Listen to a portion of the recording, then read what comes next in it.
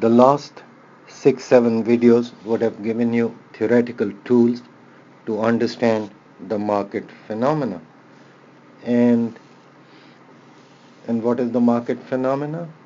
How are prices and quantity traded determined, and how and why do they change? And in this lecture, what I'll do is we'll go through some selected real-world examples. And this is only to highlight the significance of the tools that we have developed.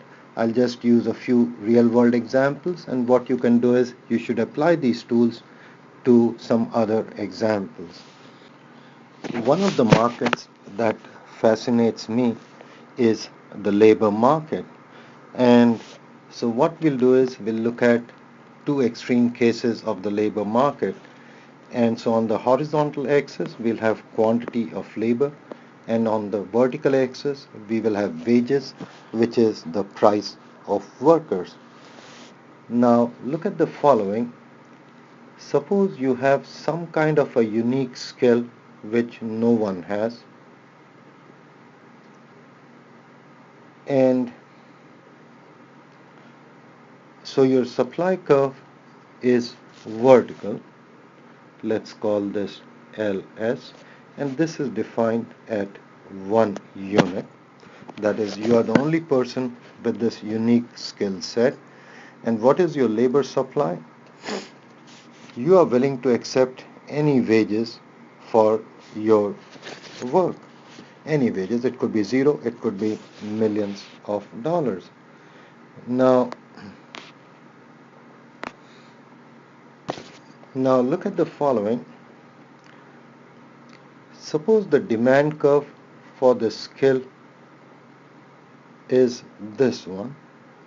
Let's call this D0. Now the demand, people are not very excited about the skill you have, so there's little demand for this. And what kind of wages would you earn?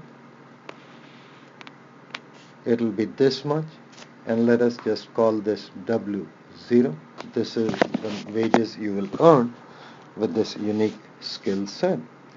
Now consider the following. Suppose your skills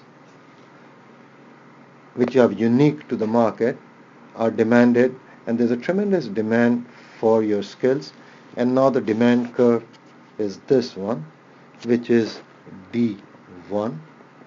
At this demand curve, what will be your wages? They will be W1. So essentially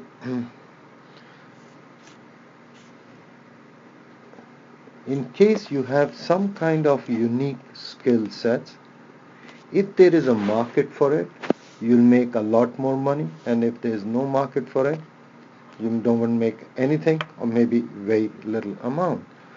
And so your wages in a way depend on demand and the fact that you have unique skill sets. Now look at the following. In India, cricket is a very popular game, particularly in the British Commonwealth.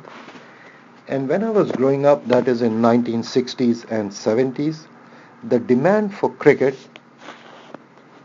was not much, and the best cricket players earned a very small salary. My best guesses in 1970s, they were probably making about $50,000 a year, the best cricket player. Now look at the situation.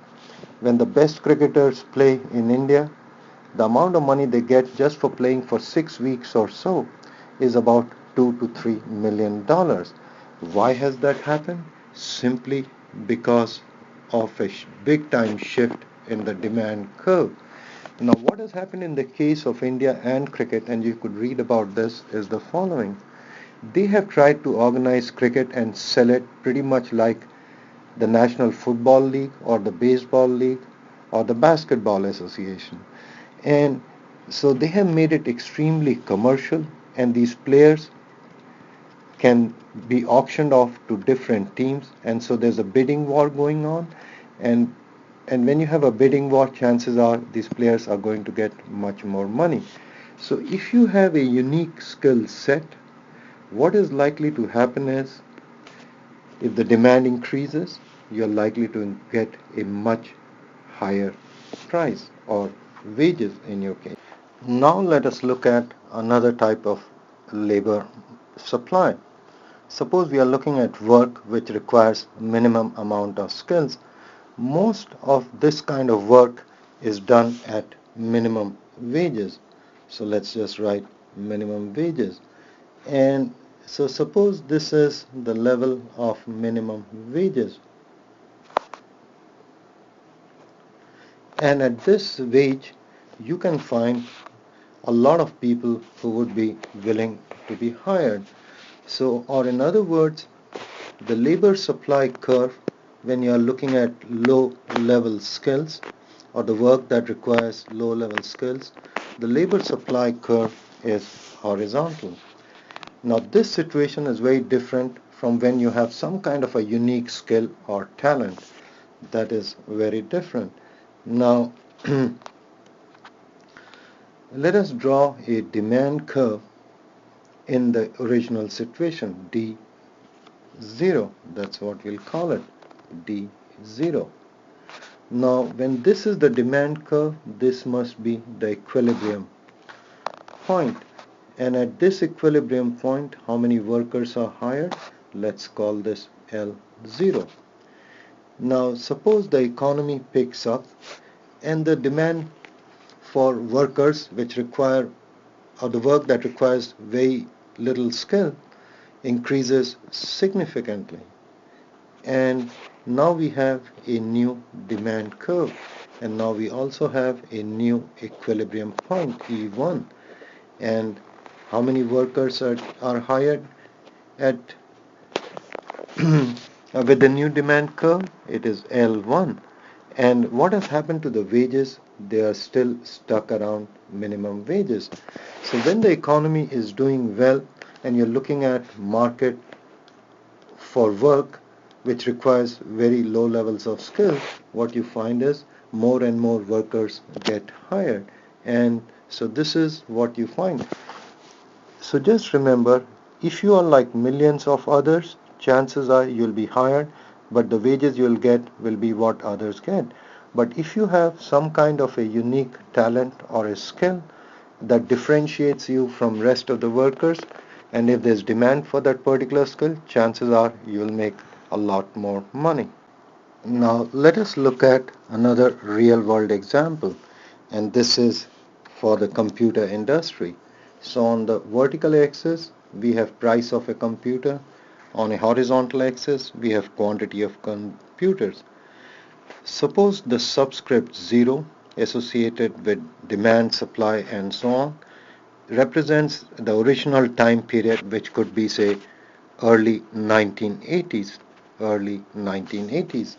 And so in early 1980s, E0 was the equilibrium, price at equilibrium PE0, and quantity traded at equilibrium QE0.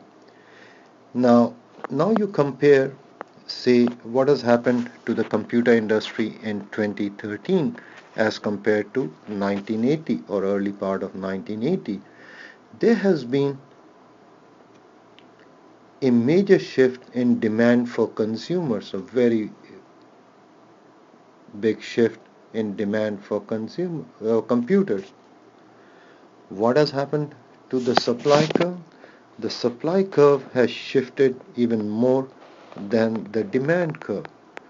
And why has this happened? Let's just label this part of the diagram. We have D1,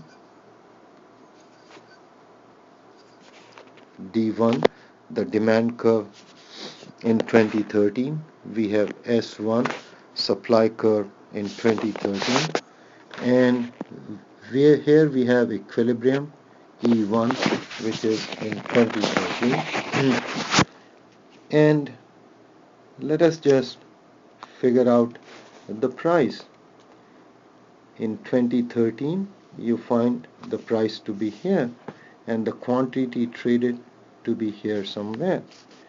And so let us just write down the new price at equilibrium P1 in 2013.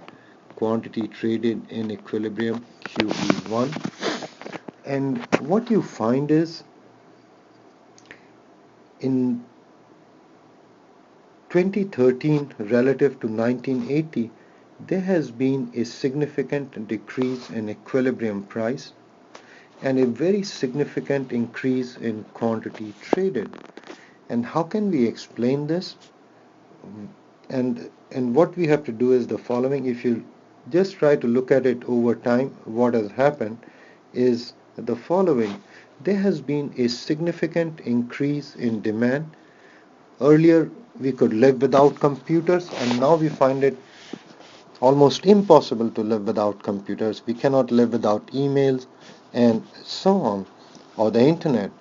And so the demand did increase, and there was a big time increase in demand simply because there was a taste change in tastes and preferences mainly, and that is people became more and more comfortable with the use of the computer. But at the same time, what had happened is there was a very big time shift in the supply curve for computers. And why did this happen? Mainly because of technical progress.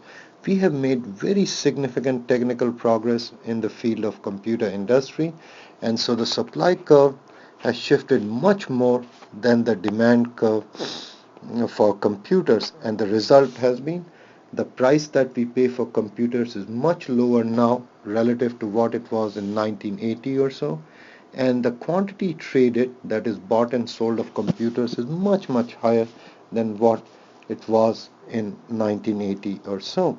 So these are three very simple examples which explain real world phenomena, and like I had said earlier, you already have the tools to analyze market situations, and this is what you should try to do, and that is try to use the tools that you know to real world situation and see if you can analyze, or how easy it becomes for you to analyze a given situation. Thank you for your time, and in the next video I'll look at the case of government interference.